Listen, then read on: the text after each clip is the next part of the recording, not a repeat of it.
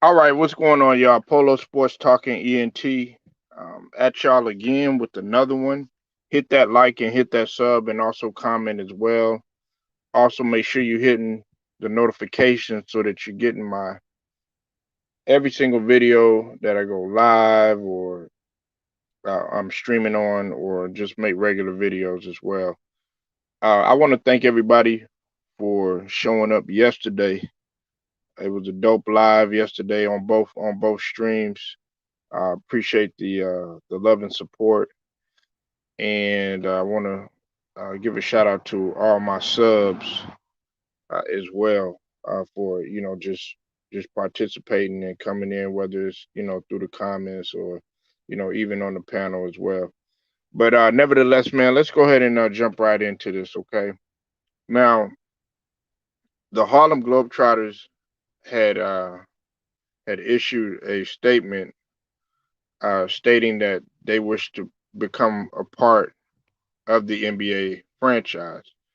Now, I'm gonna read the quote or the I'm sorry about that, the statement that was on via Twitter.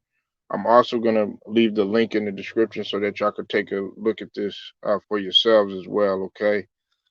Uh, the official statement letter said this: as an organization whose storied history is already tightly interwoven within that of the NBA, the Harlem Globetrotters are looking for a long overdue seat at the table. Our players were instrumental in the integration of the league dating back to 1949. We stood proudly as our players were recruited by NBA teams. Now, after years of attracting the best black players, it's time the NBA recognized our contribution to the game. With the league already considering an expansion, the time has come. The Harlem Globetrotters stand ready to negotiate for a franchise. This is coming from Jeff Munn, who is the executive vice president, general manager of the Harlem Globetrotters. Now, for those of y'all that really don't know or don't really care about who the Harlem Globetrotters are, um, let me just give you some backstory on it because what's up, Big Who and Reezy Rolex and Mike. We go, Mike. See, what y'all have to realize is that you see the Harlem Globetrotters. Way back when they they actually were a really seriously competitive team. This was before this is before some of the annex. You have to realize that during that time there was a lot of stuff that was going on. This was dating back into the early 1920s. Uh, it was just really an exhibition team, okay? But they really did have players that could hoop. You got to think about some of the players that played for that squad. I mean, Wilt Chamberlain played for him, Connie Hawkins, and Kareem Abdul-Jabbar. And Kareem Abdul-Jabbar and Wilt Chamberlain are actually honorary members. And as a matter of fact, I'm gonna hit something else on y'all too. My grandmother, when she was younger, she met her like Lemon before before she had eventually moved because my grandfather, he was in the military and they used to move around a lot, and she got a chance to watch him play and stuff. But what y'all have to realize, man, is that if it wasn't for the Harlem Globetrotters, a lot of the stuff I say the Harlem Globetrotters and the ABA, they were very instrumental in what you see now in the NBA. A lot of people, I hear a lot of you guys, you're saying, well, it's not a good idea. Uh, don't look at it from a standpoint of a competitive standpoint, but look at it in terms of the NBA. Now, I'm not thinking that they're going to come in right to the NBA and just make it just a straight comedy act or anything like that. I'm pretty sure that if they were to link up with the franchise, they would they would try to make it to appeal to being competitive and everything. Because if you actually ever been to a Harlem Globetrotters game, they actually do play real basketball. It just happens to be towards the end. Sometimes I had a chance to go when I was younger, and a lot of these guys that play on the team, they play pro basketball. Some of these guys have been across the water, in terms of overseas. Some guys have played in their selective semi-professional teams, and some guys have made it to the NBA. So um, you have a right to your opinion. If you think that this type of it wouldn't be good for the merging into the NBA. I mean, that's all fine, but just know this: that if it wasn't for teams like the Harlem Globetrotters, th- what you see right now, it wouldn't be happening. You have to know you got to know your history, before we automatically just say, oh no, no, anything. A lot of people don't realize that the Harlem Globetrotters didn't even originate in in Harlem. It actually started off in the Chi on the south side of Chicago.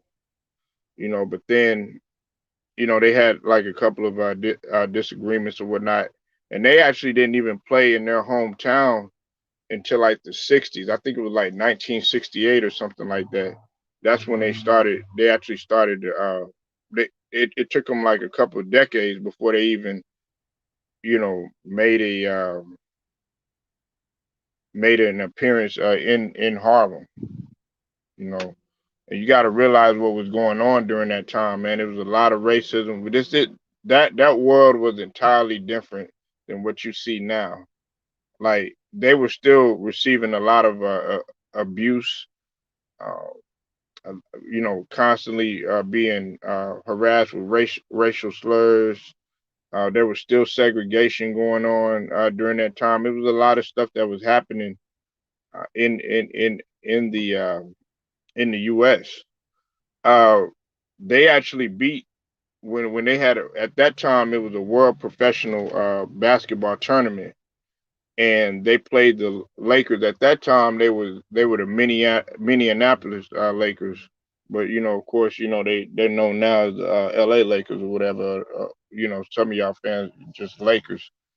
They beat them in an actual game, and that's when they were actually really they got a notoriety for what they did, because they saw that these guys could actually compete at that type of level, and the whole team was black. It was African Americans, and they beat a team. Uh, they beat a team full of Caucasian players that were on the squad. So you got to know your history. It was monumental.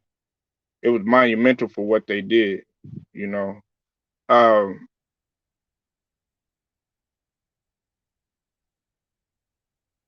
right. Well, you're entitled to your opinion, Goat. So, but I'm just letting you know that they issued a statement to the NBA, and you know the NBA, they might consider it, because the Harlem Globetrotters, they have a lot of fans, not just in the United States. Go, they have a lot of fans all over the world, and they are a part of history.